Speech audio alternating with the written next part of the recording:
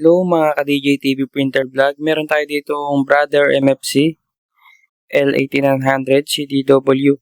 So ayan, ang gagawin natin ngayon ay tuturuan ko kayo kung paano mag-reset ng parts life. So ayan, makikita nyo to, yung fuser unit, yung laser unit, tsaka yung PF kit.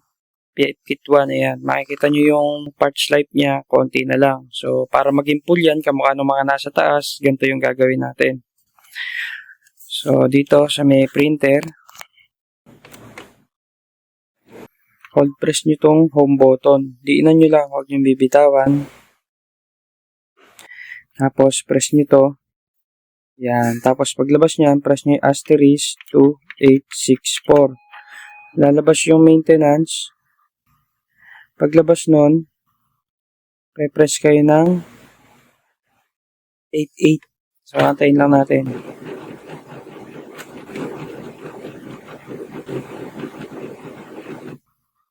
Yan. Paglabas niyan, press kayo ng 88.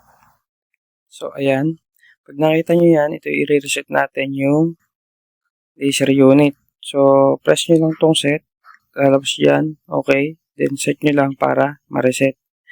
Then, itong arrow up, arrow down, yun yung panghahanap natin sa mga kailangan pa nating i-reset. So, yung isa nating kailangan i-reset ay yung fuser.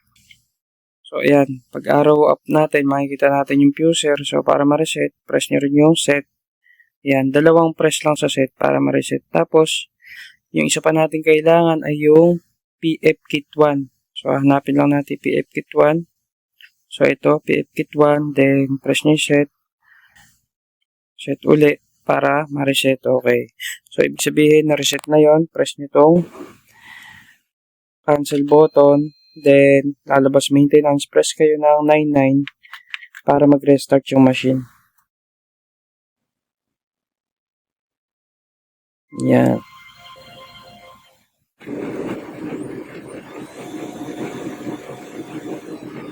So, pagka-restart niyan, ang gagawin natin, mag-preprint tayo syempre ng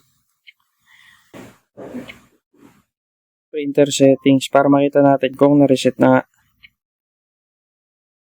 Yan.